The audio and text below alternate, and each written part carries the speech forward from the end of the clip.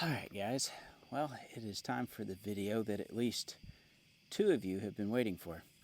We're going to talk about the solid axle swap that we did on the Suburban here and what I think of it so far, some things like that. I've got a few notes here so that maybe I can have somewhat of structure without just rambling the entire time about it. But we'll just hop right into it. This is going to be a very boring video for anybody that is not interested in the solid axle swap that we've got on the Suburban. So let's just hop right in. I wanted to wait to do this till I'd really put it through quite a few different terrains. So we've got around 3,000 miles on the solid axle swap now.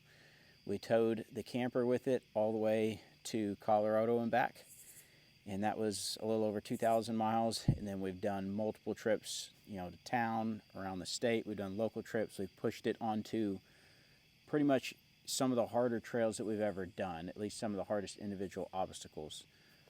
We haven't pushed it beyond what we did before with the independent front suspension, but there are a few more trails that I feel comfortable tackling now that I have the solid axle swap. So we've got about 3,000 miles on it since we did the swap. My history with GMT 800, just so you kind of know where I'm coming from, I've been driving these year models of Chevys for almost 15 years. My first truck was a 2000 GMC Sierra. I put 100,000 miles on it. I've put 100,000 miles on this Suburban since we bought it. I've used these for work trucks and everything else. I've got an 8.1 3/4 ton Suburban. I've got a 6.0 1500 HD work truck. We've got a Tahoe with the 5.3 and the 4L60. We've got the 6.0 swap Suburban, half-ton Suburban here. I had this 6.0 in this transmission, came out of a 3/4 ton Suburban. I've got Yukon XLs. I've got other Silverados. I've put probably over 300, probably closer to 400,000 or 500,000 miles on these year model Chevy rigs over the past 15 years.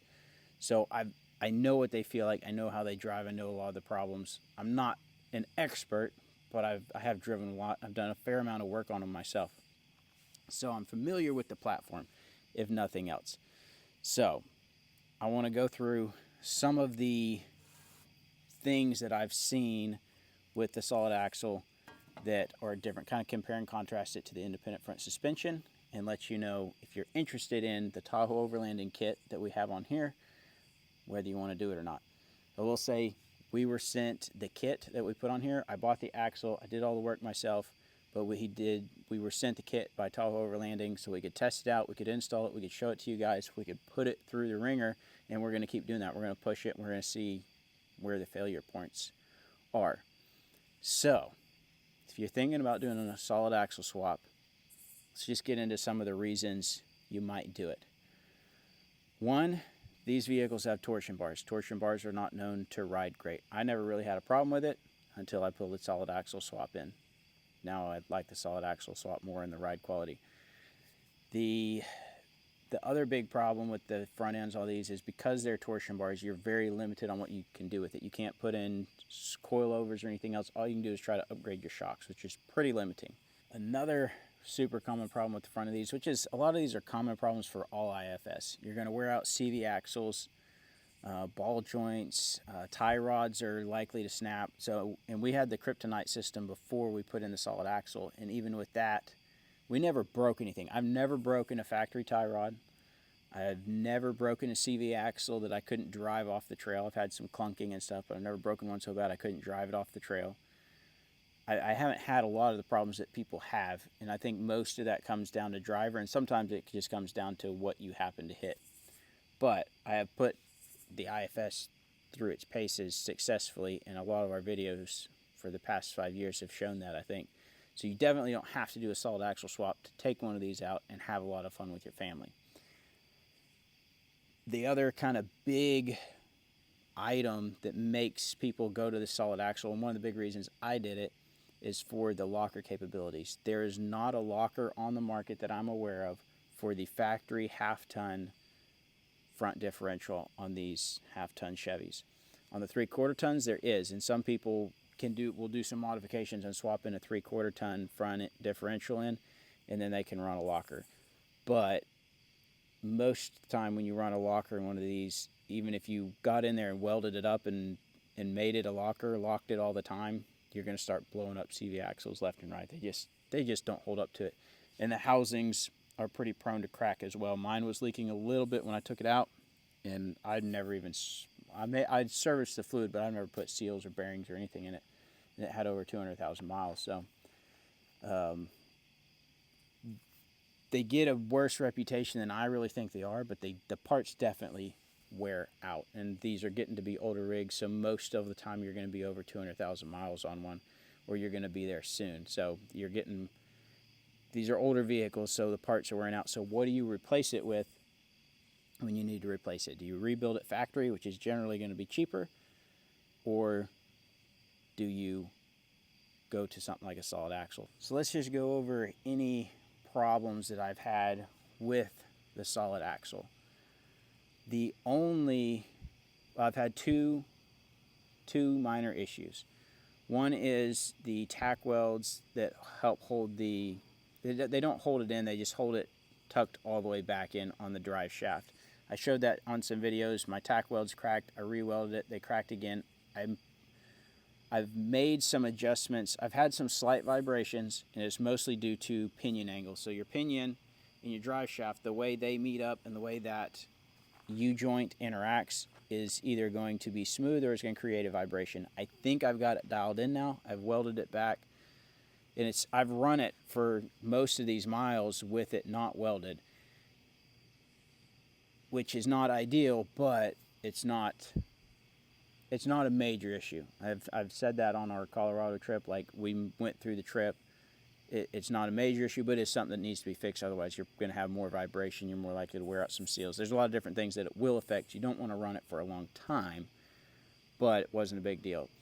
The only other problem I had, it was with the cam bolts that I used on the lower control arms. I've had one of them come loose on me twice, and that was kind of an experimental thing. Most of the time, they recommend doing weld washers and a fixed bolt and just eliminating that possibility of that moving. It's an alignment bolt from when it was in the Dodge. It's kind of like a cam bolt on your upper control arms with independent front suspension. It rotates around and it's got some adjustment. Whatever the case, it's come loose a couple times. I've tightened it back up.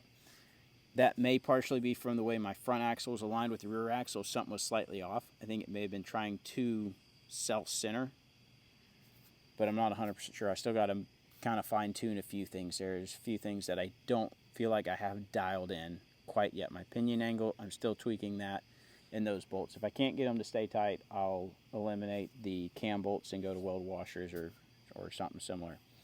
So that is the only two issues that I have.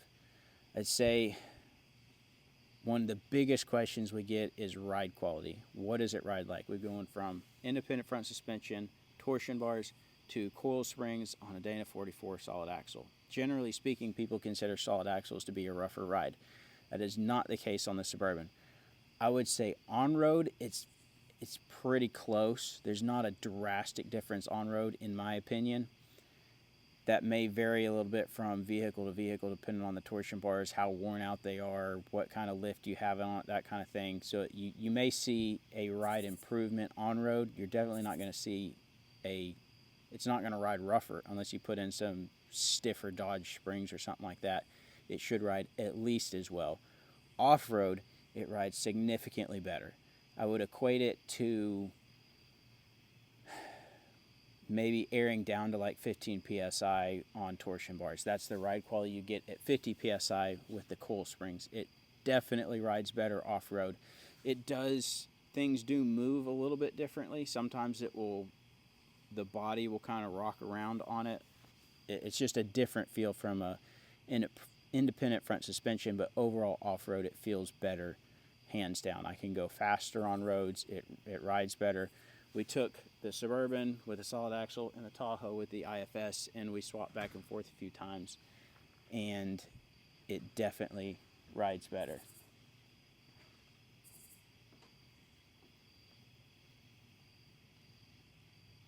So ride quality, hands down, better off-road. I would recommend it if you're looking for better ride quality. So let's talk about, let's just go over flex. One of the big reasons to go to the solid axle is to get more articulation, so you keep more tires on the ground, so you have more off-road capability. Does the solid axle give you more off-road capability than the independent front suspension? I would say 100% yes, even though I haven't pushed it past where it was. And I also have to take into consideration we went from 33s to 35s at the same time. So some of the obstacles, the cat is about to attack the camera. Some of the obstacles that we're hitting are easier because we have 35s. It gives us a little bit more clearance, a little bigger tire. We also went from worn out 33s to new 35s, so we got more tread on our tires and that kind of thing. So there's multiple variables there that it's not as simple as saying, yeah, it's just better because it's solid axle, but it is, because we have. I showed a video comparing the Flex to multiple other GMs that I have, and it 100% hands down significantly outflexes, which means you're gonna have more rubber on the ground when you're tackling obstacles. And I'm still running without a front locker. I haven't put a front locker in yet, so that will give us another traction improvement when we add the front locker. So I've seen that it performs better off-road on obstacles that I ran before the solid axle and after the solid axle, and it did better on the obstacles after the solid axle, and it rides significantly better. So it's just a win-win on the off-road capability, which is a fairly obvious. You kind of expect that. That's really the whole point. If it wasn't, that'd be a big problem. So here's another kind of advantage. We might just kind of get into some pros and cons. So the big pros, one of the big pros is there's several reasons to go specifically with the Tahoverlanding kit, and it's the only one on the market that I've seen that I would even consider. I didn't want to do any solid axle for a long time. I didn't think it was worth the massive amount of work, but there were a lot of pros for the things that I wanted to do, and that's going to be how you're going to have to decide if you want to do it or not, is if you need these things or not. So one of the pros is tire size. You can shift the axle forward, gives you a little bit more ability to stuff a bigger tire in there. You can stuff a 35 in there and maintain a really low center of gravity. You do not have to do a massive lift. I'm probably running less than a 6-inch lift. I'm running H2 Hummer springs in the back, which give you about an inch and a half over Z71, about an inch over Z71 springs, inch to inch and a half. And I got a 1-inch spacer as well now. So I'm running about 2.5 inches over the factory Z71 coil springs in the rear. That's a 2.5-inch lift that is stuffing 35-inch tires without an issue. So that means our center of gravity is low. We're still getting good clearance. Our rollover risk is lower. There's so many things that I just like about a low clearance or a low center of gravity, keeping everything tucked, get as much clearance out of there. There's so many pros to the kit. I think it's the best design on the market for this. The cat is causing problems. And that's why we started having conversations about it, and it worked out that we were able to get it. I wouldn't have even considered another kit because it wouldn't do what I want to do. Some people say, well, why didn't you put a 14 bolt and a Dana 60, go 1-ton axles? They're stronger. Yes, they're stronger. I don't need them. If I was going to do that to get the same clearance, I'd have to run, the pumpkins on those are so much bigger.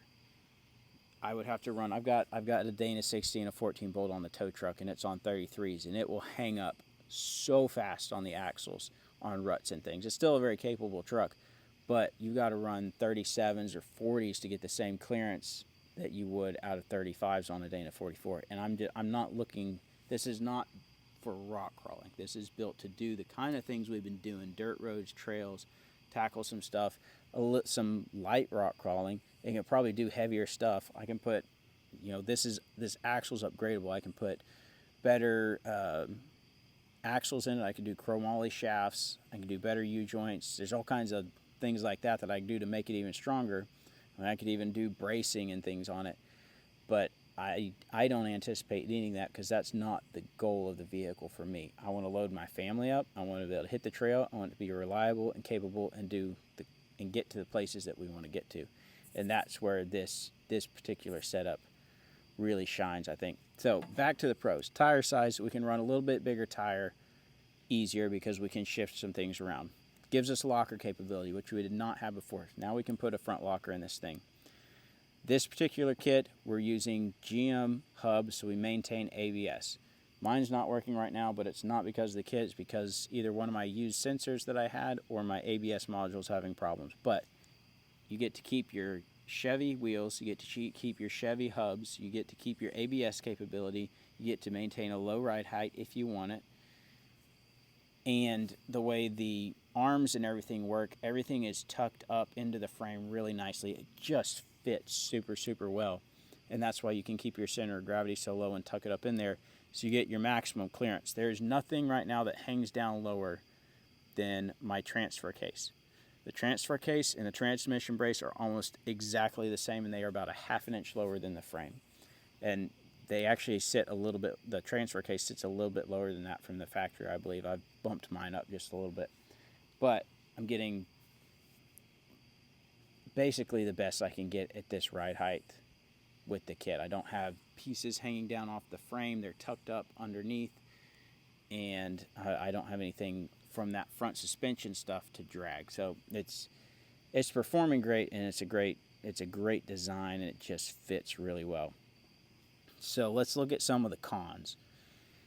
And some of these may not actually be cons for everybody. So resale value. If you're not committed to the GM platform, I am, because I've got 6 kids and another on the way, and this Suburban seats 9. The only other vehicle on the market would be an Excursion, which are more expensive. I just don't want an Excursion, basically. They're more expensive, they're big, they're heavy. They're not that much different in all reality, but they are always more expensive because they're more rare. It's way easier to get parts and work on these than any of the Ford Excursions. But the resale value, if you put a solid axle in it, you're going to limit your market of people you're going to sell it to. So most people that are looking for a Suburban are going to be looking for one in good shape, that is as factory as possible and hasn't been thrashed on. And anybody that puts a solid axle in their Suburban, you can guarantee that that thing has probably been thrashed on. And you're always looking at the craftsmanship and how well they did. You know, nobody's going to buy my Suburban. It's been beat up, and they can look at the welds and see that I did it myself, and they would go, ugh, this thing's going to fall apart. It won't actually, but the value is to me. It's not to anybody else. The resale value on this is going to drop for most people. You might sell it for more and recoup some of your money if you market it to the right people, but you're going to have a lot harder time reselling one. So if you're not pretty committed to the platform, it might not be worth investing in unless you just feel like it or you just got money to blow. That's, you know, some people do. I don't. The cost would be somewhat of a con. And that isn't necessarily a con. If you want a capable vehicle that is big, or you really like the GM platform, it's not necessarily that expensive, especially if you already have to upgrade. A full Kryptonite kit is very expensive and doesn't really work much better than factory. There's only one kit on the market that I would even consider swapping to that is IFS, and it actually still deletes the torsion bars. It would switch to a coilover conversion, be a mid-travel coilover conversion. I think it's made by JD Fabrication. I'll try to find it and put a link in the description because I can't remember, but I think they're the ones that make it. So if you're going to do that, that's another route, but that's also a very expensive kit, and it's going to require welding. You're going to spend probably just as much money, maybe even more, to do that, and you would still be stuck with a front differential that can't accept a locker. So the cost isn't necessarily a con if you need the capability or you want the capability that it offers. It's actually pretty cost effective for what you get. One of the biggest cons to me is the lack of a front sway bar, and there's a lot of discussion about this. There are some people that have done the swap and they've now and they've put a sway bar back on it. They just had to do some fabrication. That's what I'm planning to do. On road, it doesn't handle poorly, but it does have more sway than it originally did because we've lost the front sway bar and we're on coil springs, so it's a softer suspension anyway. We also have that big tent up top, so it's very top heavy. That's almost 300 pounds that's on the roof, which is not ideal in any way, shape, or form, but we got to sleep people somewhere. So the sway bar, I'm going to put a sway bar on. I've seen some people have already done it and fabricated and fitted a Dodge to it, and that's probably what I'm going to do, or some sort of universal sway bar. I'll find something, I'll make it work, I'll film it, let you know what I do, so if you want to do that.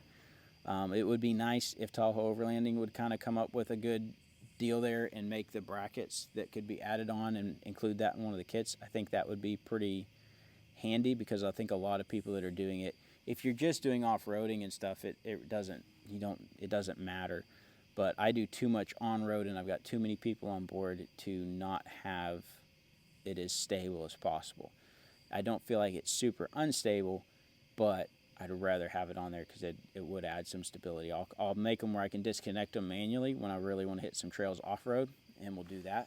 But I definitely want to add a sway bar. So that's one of the biggest cons right now, is just this sway bar. It's hard to describe how it feels going down the road, but there's not steering input as in it needs a steering stabilizer. I actually still have the original Dodge steering stabilizer on here. Hitting bumps does not create a play in the steering wheel, but it almost feels like at times that the axle is steering a little bit without the steering. I don't know if that makes any sense, but it's almost like it's walking a little bit or something. And I think that is mostly due to the lack of a sway bar, I believe.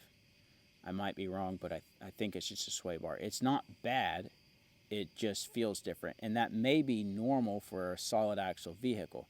I have very little experience in a solid axle other than my tow truck, and the tow truck kind of does that, but the tow truck is a 1988 Chevy V30 with worn out ball joints and tie rods and everything else on the front end, so everything on it's a little bit loose. So it feels bad, a little bit bad compared to what it used to be, because it's not what I'm used to. It feels different, but it doesn't feel dangerous or anything. But I think a sway bar would fix almost every kind of stability, odd feeling that I have. I think the sway bar would fix it. So that's one of the cons. I'm going to add a sway bar, and I'm going to fix that problem. The other really big con is it's a lot of work. So you might ask, would I do it again? Yes, I would if I had to, but I really don't want to, because it is a lot of work. And that's just, I discovered that welding on the frame of the vehicle and all the cutting and grinding and welding and everything is just not my favorite thing to do. I would much rather be out in the woods in the Suburban exploring than sitting in my garage working on it.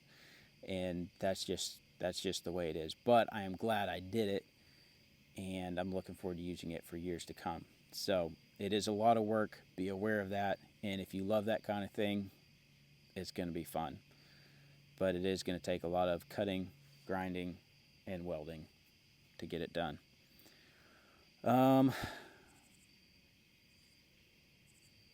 So yeah, I feel like I didn't look at my list enough and really jumped all over the place. But overall, I'm happy with the solid axle. I need to get my pinion angle nailed down to eliminate any vibrations and get my drive shaft in the way it needs to be for sure.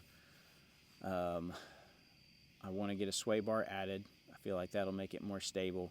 It definitely rides better. It performs better off-road. I love it. It's working great. And we're going to keep pushing it harder and harder till we figure out. My whole kind of plan on this is make it better, stronger, and more capable. That doesn't mean I'm necessarily going to tackle significantly harder stuff. I just want it more reliable on the stuff I already want to do. I will go a little bit further than we used to because I feel like we can. But I'm not necessarily going, I'm not going to keep pushing it harder and harder and break things and rebuild it. And I'm not just, that's not what I'm looking to do. I'm looking to get out with my camper and my kids with a reliable vehicle that fits us, that we can take to the places we want to go. And that's exactly what we've got with the Tahoverlanding solid axle swap kit. So I like it. I would recommend it. And it's performing great. So this has been a very scatterbrained video. I thought I would do better at breaking this down, but hopefully it gives you a little bit of insight. And I'm going to turn the camera off. I'm going to go to bed. It's late. Maybe that's why my brain's not working very well. And yeah, I'm going to get this edited. I'm going to get this put up tomorrow, which is Wednesday. So some of you will see it tomorrow. And we're going to be at Overland of America this Friday and Saturday. We won't be there Sunday. We're only going to be there Friday and Saturday. So we're going to be there with the Suburban and the camper unless something happens between now and then and we break it and can't make it.